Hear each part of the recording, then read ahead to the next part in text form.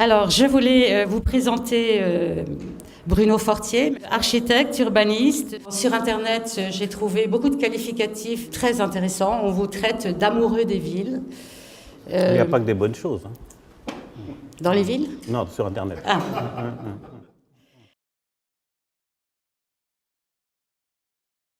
Cette idée de la densité, il faut bien sûr la poursuivre, la pousser, il faut voir comment la rendre opératoire, etc. Mais je ne crois pas qu'on puisse la penser dans une ville limitée.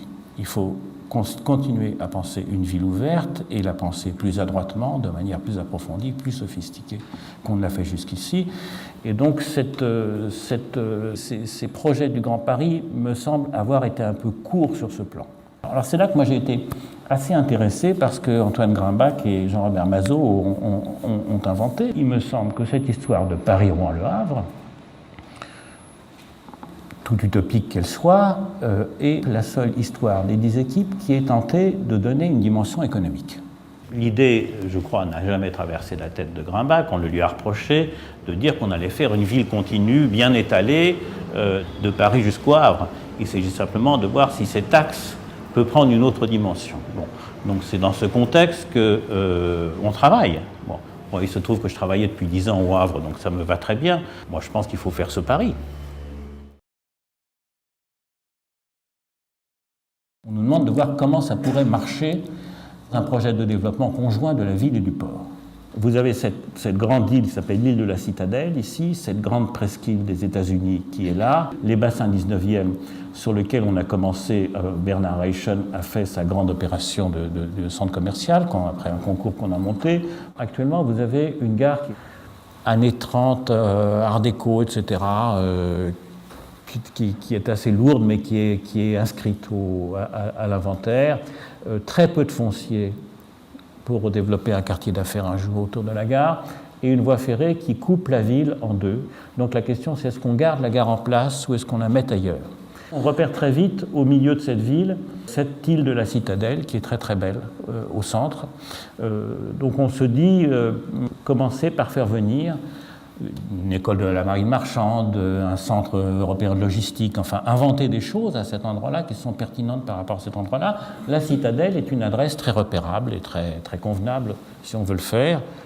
Ça bouge un peu, mais le marché de bureaux du Havre, pour ceux qui connaissent un peu l'immobilier, le marché du neuf est de 4000 m² par an. C'est pas pour ceux qui connaissent bien le marché du neuf à Paris, c'est pas ça. Bien. Et c'est le plus grand port français. Vous allez pouvoir nous dire ce que vous pensez des écoquartiers? On fait à Paris le premier écoquartier qui est la ZAC de Rungis. C'est une ZAC sur des voies ferrées, un terrain très, très, très, très joli, très long terrain occupé par des voies ferrées. C'est un projet de Pierre Riboulet au départ, qui a été négocié avec les habitants, les riverains, etc., les associations, et même Greenpeace qui surveille cette opération de très près. Curieusement, ils sont là à toutes les réunions. Ça m'angoisse un peu, je ne sais pas ce qu'ils viennent voir là. Et donc ça a été négocié sur des densités très basses. Donc ça va être un écoquartier avec toute une série d'immeubles intelligents, etc., très performants sur le plan environnemental, mais paradoxalement, avec des immeubles de 25 niveaux tout autour, très bas. R+5, R+6, quand on tente l'aventure. Bon, il y a un paradoxe au moment où on cherche la densité, on aurait pu peut-être faire, non pas un petit Manhattan, mais un peu plus dense à cet endroit-là. Mais c'est un fragment dans Paris, décrété écoquartier parisien. Voilà. Ça a été un des premiers, mais tout est écoquartier maintenant, donc c'est une question de définition.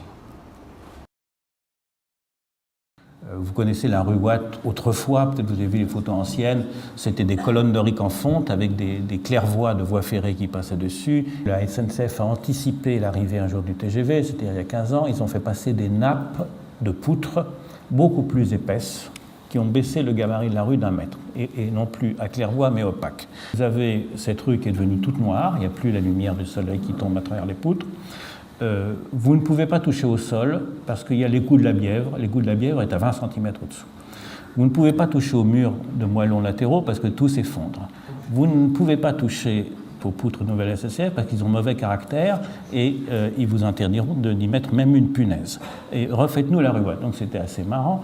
Donc on a imaginé refaire cette rue avec des colonnes lumineuses comme ça, voilà-t-il pas que nos amis de la ville de Paris nous tombent sur le paletot en disant « Attention, vous n'avez pas pensé à la réglementation Mont-Blanc ».